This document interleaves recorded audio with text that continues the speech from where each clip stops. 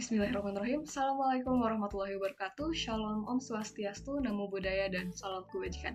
Saya Nisa Nabilah dari kelas Meteorologi 5A. Saya di sini akan menjelaskan mengenai tugas yang diberikan untuk memenuhi tugas ujian tengah semester untuk mata kuliah fisika awan. Dilanjutkan yang pertama yaitu menjelaskan mengenai diagram dari tahap-tahap mikrofisis awan. Gambar yang saya ambil merupakan diagram yang bersumber dari Satoh pada tahun 2018 dengan judul jurnal yaitu Toward Reduction of Uncertainties in Climate Sensitivity due to Cloud Process Using a Global Non-Hydrostatic Atmosphere Model. Gambar yang saya gunakan merupakan diagram NICAM yaitu Non-Hydrostatic Isohedral Atmospheric Model, di mana merupakan suatu model cuaca yang digunakan untuk memahami perilaku awan dan bagaimana awan berinteraksi terhadap perubahan iklim, terutama di daerah tropis. Dengan model ini memprediksi bagaimana uap air, hujan, dan berbagai jenis es berubah dalam atmosfer. Pada diagram ini terdiri atas beberapa unsur, yaitu adanya vapor ataupun uap air dalam bentuk gas, lalu ada cloud water, yaitu tetesan air kecil yang membentuk awan, lalu adanya ice crystal, partikel es kecil di awan, lalu ada agregat, kumpulan kristal es yang bergabung menjadi butiran salju, ada rain, tetesan air yang cukup besar untuk jatuh ke tanah, lalu yang terakhir ada groupel, yang merupakan butiran es yang lembut dan biasanya terlihat seperti butiran salju yang mengeras. Adapun proses-prosesnya terdapat beberapa proses, yaitu adanya kondensasi, yaitu uap air berubah menjadi tetesan air dan membentuk awan, lalu adanya evaporasi, tetesan air kembali menjadi uap air, pembekuan atau freezing, air cair menjadi es, pencairan di mana es mencair dan kembali menjadi es, lalu deposisi, uap air berubah langsung menjadi es tanpa menjadi air cair terlebih dahulu. Lalu ada sublimasi, yaitu es langsung berubah menjadi uap tanpa menjadi cair terlebih dahulu. Dan terakhir, adanya riming ataupun tetesan air menempel dan membeku pada kristal es menjadi groupel. Dan yang terakhir yaitu agregasi, di mana kristal es saling menempel dan membentuk butiran salju yang lebih besar. Pada diagram yang saya gunakan terdiri atas dua warna garis, yaitu warna hitam dan juga warna biru. Untuk garis hitam merupakan proses mengubah jumlah dan massa partikel pada saat uap air berubah menjadi tetesan air atau saat tetesan air bertambah besar menjadi hujan. Untuk garis yang warna biru, yaitu proses yang hanya mengubah massa partikel tanpa mengubah jumlah partikel pada saat kristal tumbuh lebih besar dengan deposisi tanpa menambah jumlah kristal. Untuk jenis model awan yang digunakan pada NICAM ini terdapat dua pendekatan, yaitu single moment dan juga double moment, di mana model ini hanya menghitung massa atau jumlah air dalam tiap jenis partikelnya. Lalu untuk double moment, model ini menghitung baik massa maupun jumlah partikel dalam satu individu. Adapun tahap-tahapan dalam diagram yang saya gunakan yaitu perubahan dari uap air ataupun vapor menjadi cloud water. Terdapat tahapan kondensasi, yaitu uap air mendingin dan berubah menjadi tetesan air kecil membentuk awan, di mana ini merupakan proses utama dalam pembentukan awan. Lalu ada nukleasi, bisa dalam bentuk homogen dan juga heterogen, di mana partikel uap air memerlukan permukaan atau inti seperti partikel debu untuk memulai pembentukan tetesan awan. Lalu ada vapor berubah menjadi kristal es atau ice crystal, yaitu yang pertama ada tahapan deposisi, yaitu uap air berubah langsung berubah menjadi es tanpa melalui fase cair. Lalu ada nukleasi, sama seperti sebelumnya itu homogen dan juga heterogen, tetapi kondisi suhu yang lebih rendah sehingga uap air langsung membentuk es. Lalu perubahan dari cloud water menjadi hujan, yaitu yang pertama ada tahapan autokonversi, tetesan air awan bertumbuh hingga cukup besar untuk berubah menjadi tetesan awan. Lalu ada tahapan akresi, tetesan air yang lebih besar akan menangkap tetesan yang lebih kecil, membuatnya bertambah besar dan akhirnya jatuh sebagai hujan. Lalu ada tahapan evaporasi, di mana Dalam kondisi kering, tetesan hujan bisa kembali menguap menjadi uap air sebelum mencapai tanah. Selanjutnya ada perubahan dari water cloud ke groupel, di mana terdapat tahapan pembekuan, di mana tahapan ini merupakan tahapan heterogen. Tetesan air awan bisa membeku ketika suhu sangat rendah, membentuk groupel ataupun es lembut. Lalu adanya trimming, yaitu tetesan air kecil yang menempel pada kristal es akan membeku membentuk groupel yang lebih besar. Lalu dari kristal es ke agregat, yaitu dari kristal es menjadi agregat, terdapat beberapa tahapan, yaitu agresi, saling menempel membentuk butiran es yang lebih besar, dan juga deposisi, yaitu uap air terus mengendap pada permukaan kristal es, menyebabkan pertumbuhan kristal es dan salju. Untuk perubahan kristal es ke hujan ataupun menjadi groupel, terdapat tahapan pencairan dan juga riming, yaitu kristal es dan agregat bisa menempel pada tetesan air. Lalu ada perubahan dari agregat ke hujan ataupun ke groupel, terdapat proses cairan dan juga riming, di mana agregat es dapat bertemu dengan tetesan air hingga menjadi groupel. Lalu dari groupel menjadi hujan, terdapat proses pencairan dan pencairan. Selanjutnya untuk nomor yang kedua yaitu menjelaskan mengenai kurvatur efek dan solut efek. Yang pertama yaitu adanya kurvatur efek ataupun law Kelvin. Efek Kelvin sendiri merupakan fenomena yang menjelaskan bagaimana kelengkungan permukaan cairan mempengaruhi tekanan uap di sekitarnya. Secara sederhana, semakin kecil atau semakin melengkung suatu tetesan, akan semakin besar tekanan uap yang dibutuhkan untuk mencapai keseimbangan antara fase cair dan uapnya. Di mana dalam efek Kelvin ini dapat dirumuskan pada persamaan berikut, di mana prinsip sederhana yang digunakan untuk kurvatur efek ini yang pertama yaitu keseimbangan penguapan dan pengembunan, di mana pada keadaan jenuh ada keseimbangan antara molekul yang menguap dan mengembun kembali. Tekanan uap jenuh yang normal yaitu pada permukaan cair yang datar, tekanan uap yang dibutuhkan untuk mencapai keseimbangan adalah tekanan uap jenuh normal.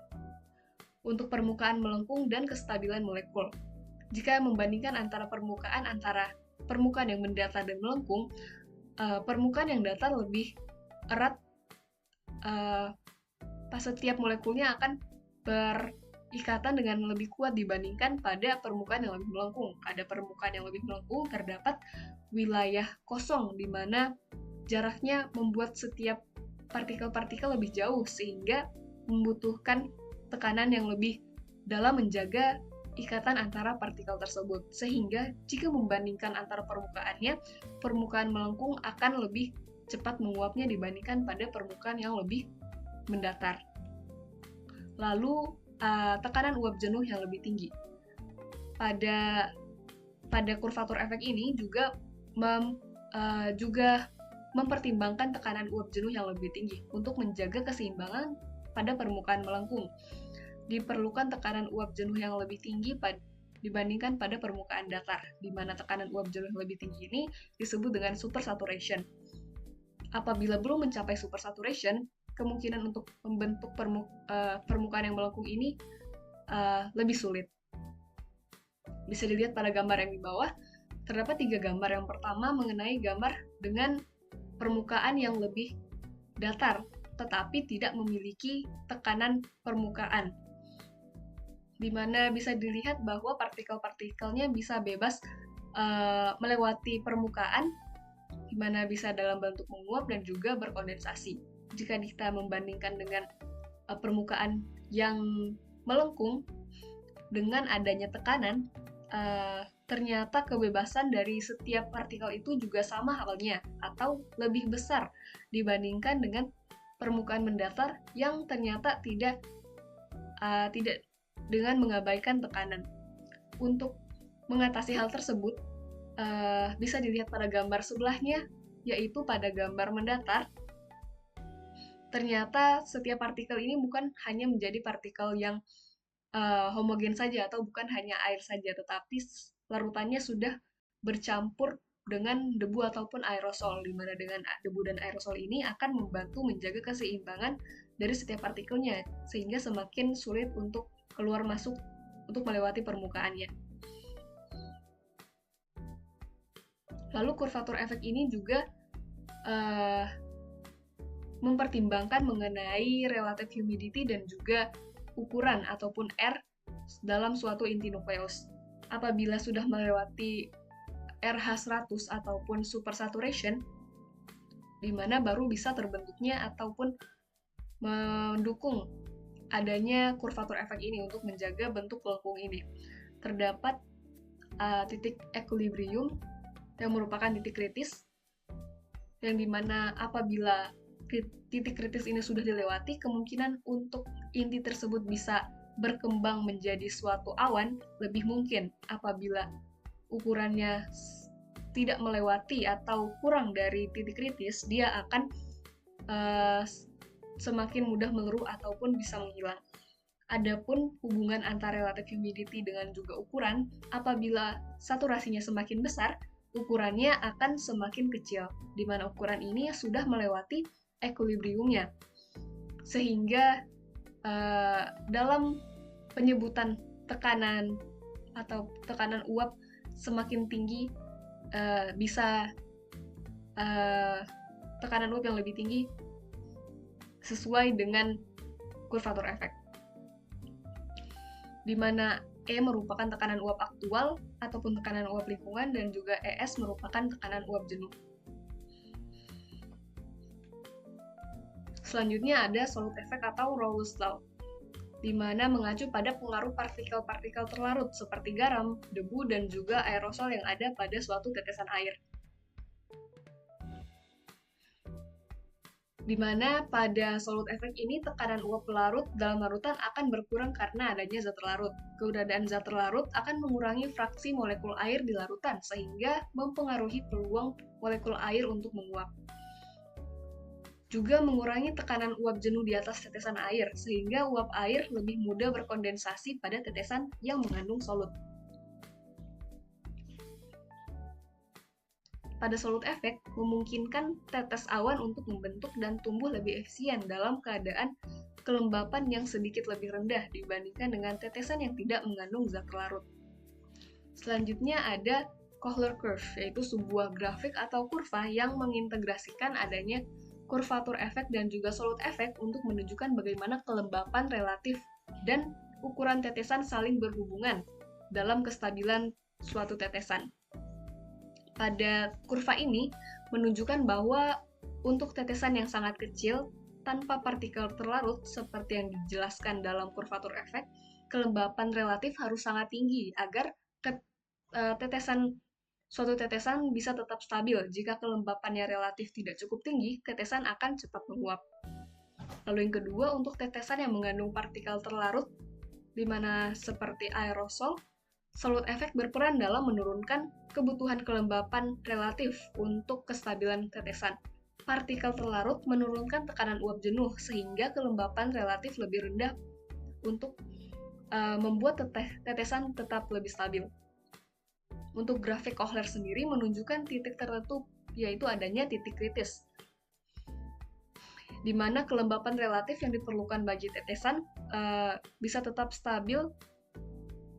Ketika kelembapan relatif melebihi titik ini, tetesan mulai menyerap lebih banyak air dan dapat tumbuh menjadi lebih cepat.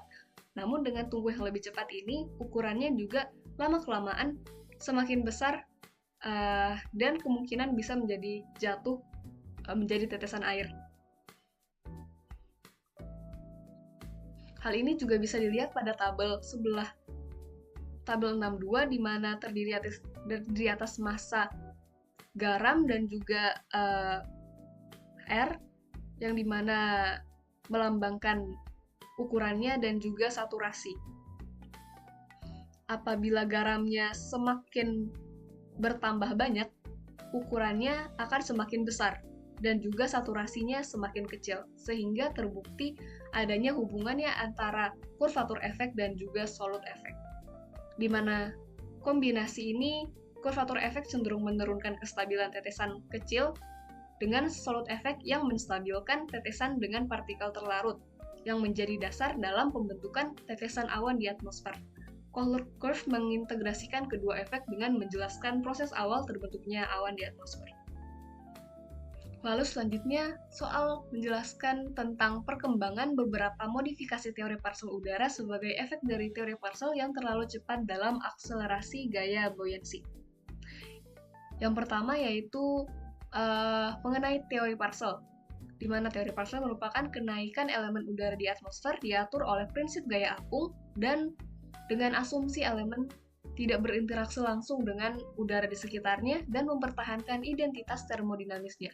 Kecepatan vertikal elemen konvektif bisa dihitung dengan persamaan yang melibatkan gaya apung dan juga suhu relatif antara elemen udara dan juga lingkungan di sekitarnya. Adapun mengapa teori ini bisa melebihi ataupun lebih cepat, yang pertama, hambatan aerodinamisnya diabaikan, pencampuran dengan udara sekitarnya juga diabaikan, lalu gerakan kompensasi di bawah dari udara sekitar diabaikan, serta berat air yang terkondensasi sebagai bagian terbawa parsial juga diabaikan. Lalu dalam menghadapi dasar teori parsial tersebut, adanya modifikasi teori dasar. Untuk yang pertama yaitu beban air terkondensasi, di mana gaya apung adalah kekuatan yang menyebabkan massa udara yang lebih hangat dari ringan naik ke atmosfer, sementara massa udara yang lebih dingin, yaitu lebih berat, cenderung turun. Dalam udara kering, gaya apung didasar pada perbedaan suhu antara massa di udara. Ketika udara mengandung uap air dengan udara yang lembab, cara menghitung gaya apung jadi sedikit lebih berbeda. Kita dapat memperkirakan gaya apung dengan menggunakan suhu virtual, yaitu suhu efektif yang mencakup pengaruh kelembapan dalam paket udara.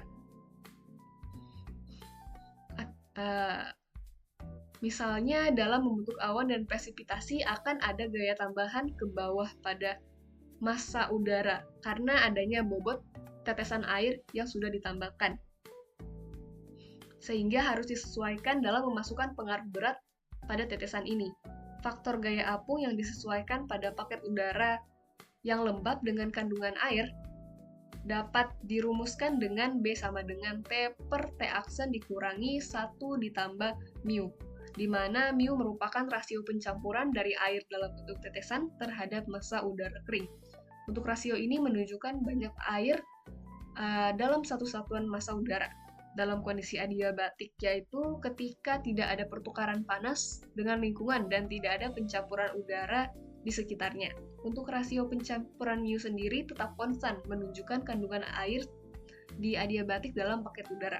Namun kondisi ini berubah jika paket udara lembab bergerak melalui awan, di mana pada saat paket udara naik melalui awan, bisa saja terjadi kondensasi tambahan di udara karena perubahan suhu dan tekanan. Dalam situasi ini,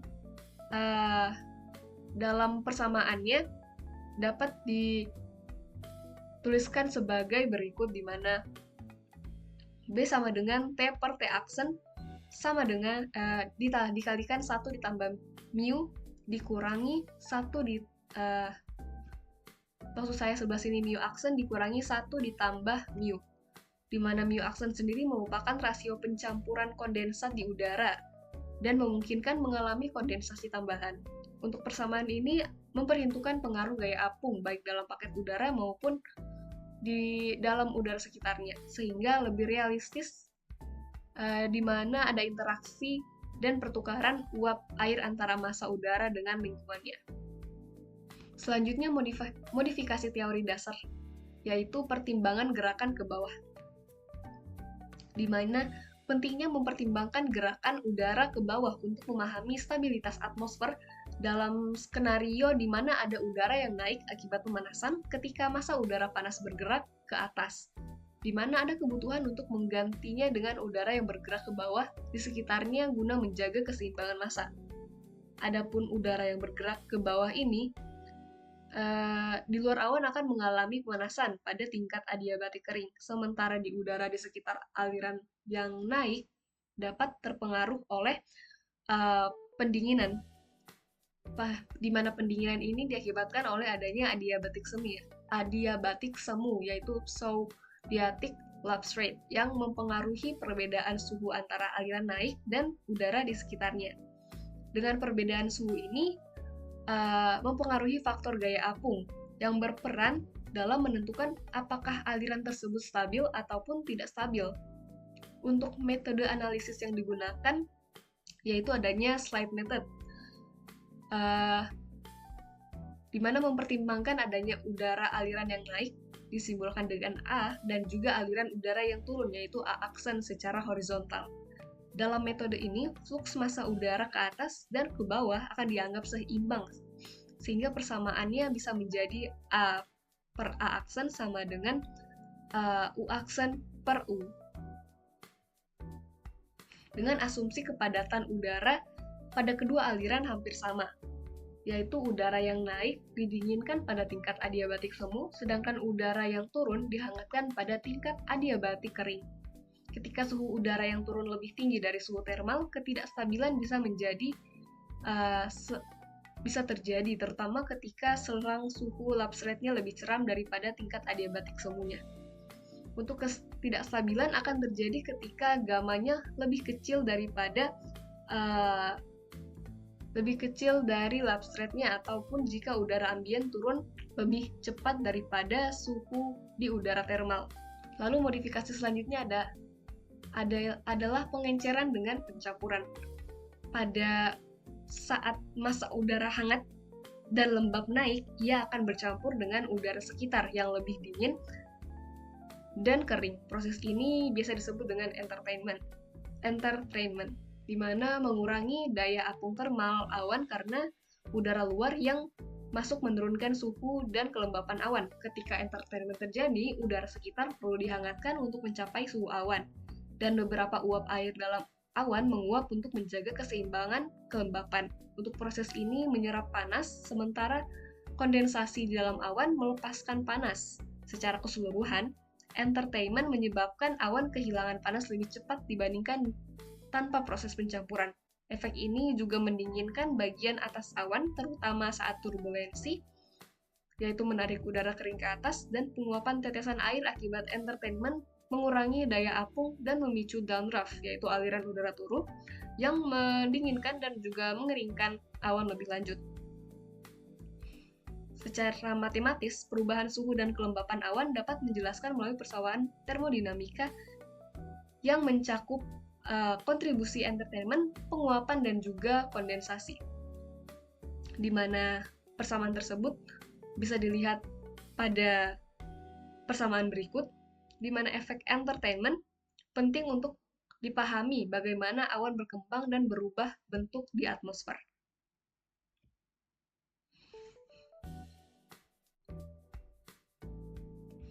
Selanjutnya, modifikasi teori dasar yaitu resistensi aerodinamis, yaitu teori gelembung, jet, dan juga Plum.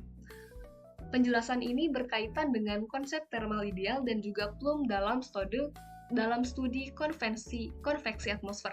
Dalam proses konveksi atmosfer, thermal adalah gelembung udara panas yang terbentuk di dekat permukaan bumi dan naik ke atas karena pengaruh daya apungnya. Seolah-olah ada gelembung udara panas yang terlepas dari permukaan dan naik ke langit. Untuk thermal ideal dapat terbentuk karena gelombang ini diperkirakan tetap stabil dan saat bergeraknya ke atas. Hal ini berarti gelembung tetap menjaga bentuknya dan ukurannya saat naik, mirip dengan menara udara yang terus-menerus menjulang. Kecepatan naik gelombang thermal ini bergantung dengan beberapa faktor, di mana seperti ukuran dan daya apungnya, dan dapat dirumuskan dengan persamaan sederhana, di mana dalam persamaan ini kecepatan vertikal udara panas ditentukan oleh konstanta pengaruh gravitasi serta radius dan daya apung dari gelembung itu sendiri. Karena thermal mempertahankan bentuk, kita dapat memperkirakan ketinggian thermal dengan mengasumsikan adanya hubungan antara tinggi di atas permukaan tanah dengan radius gelombang. Dengan kata lain, ketika thermal naik, radius dan volumenya berubah secara proporsional, sehingga total daya apung tetap konstan, di mana di sini kita bisa menghitung tinggi termal berdasarkan waktu dan faktor daya apung yang kemudian memungkinkan kita untuk memahami seberapa tinggi gelombang dapat mencapai. Dalam kondisi di mana gelombang-gelombang udara muncul secara berurutan dari satu titik yang sama, gelembung-gelembung ini dapat menyatu membentuk aliran udara yang terus-menerus naik daripada sekedar gelembung yang terpisah-pisah. Jika hal ini terjadi, kita tidak lagi melihat gelembung udara yang terpisah-pisah, tetapi lebih ke aliran konvektif atau gumpalan udara panas yang terus bergerak di atas. Fenomena ini diamati pada awan cumulonimbus, di mana aliran udara naik terus dalam udara aliran yang kuat, membentuk awan tinggi, dan dapat menghasilkan hujan badai. Selanjutnya adalah konsep plume, yaitu gumpalan udara yang naik ke atas, di mana seringkali diwakili dalam bentuk kerucut. Plume ini memiliki profil daya apung yang sangat mirip dengan profil suhu. Radius plume ini membesar seiring dengan ketinggian.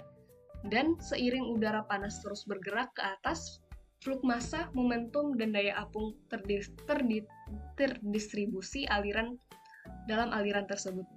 Dengan kata lain, flux daya apung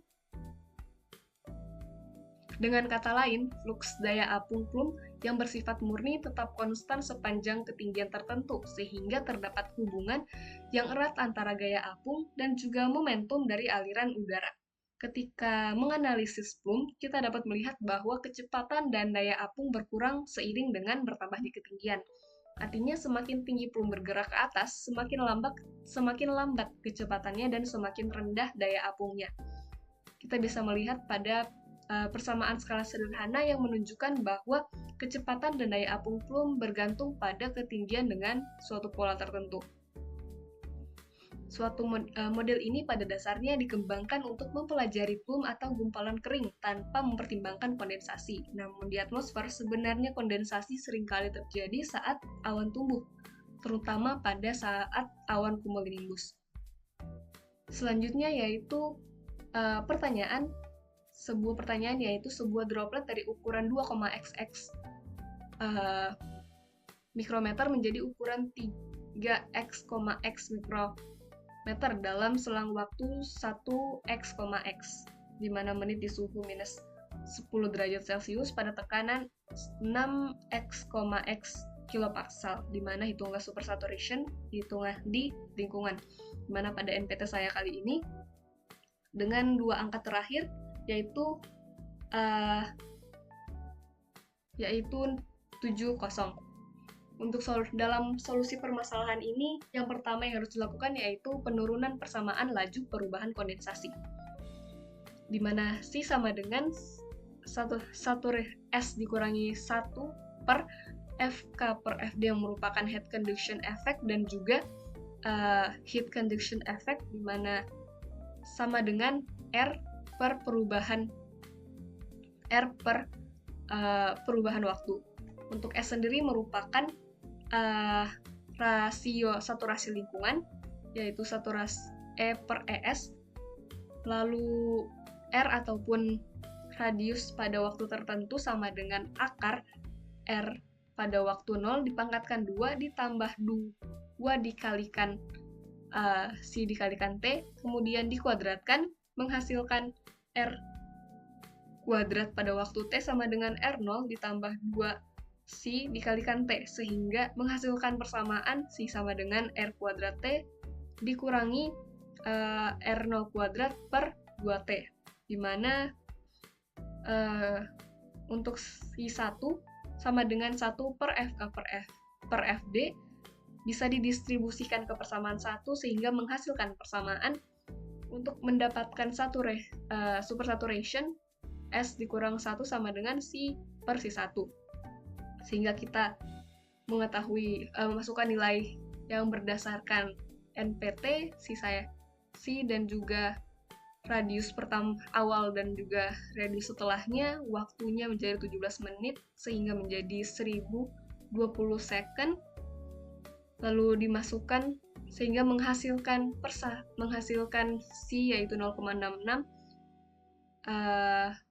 lalu menghitung supersaturation, memasukkan C dan juga C1 yang telah diketahui pada soal, dan menghasilkan saturation 2,1%, di mana ambient supersaturation benar terjadi.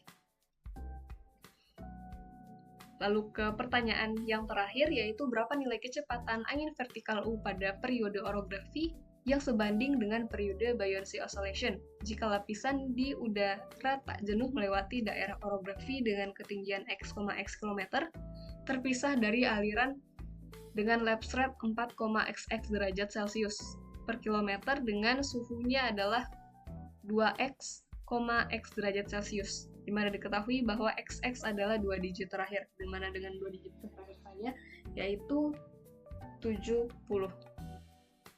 Untuk menyelesaikan solusi, untuk menyelesaikan pertanyaan tersebut, yaitu mencari kecepatan angin vertikal, yaitu dapat menurunkan dari rumus periode dari buoyancy oscillation, di mana tau merupakan L per U sama dengan 2Pi per N, disederhanakan menjadi U sama dengan L dikali N per 2Pi dengan nilai N sama dengan konstanta gravitasi per T, di mana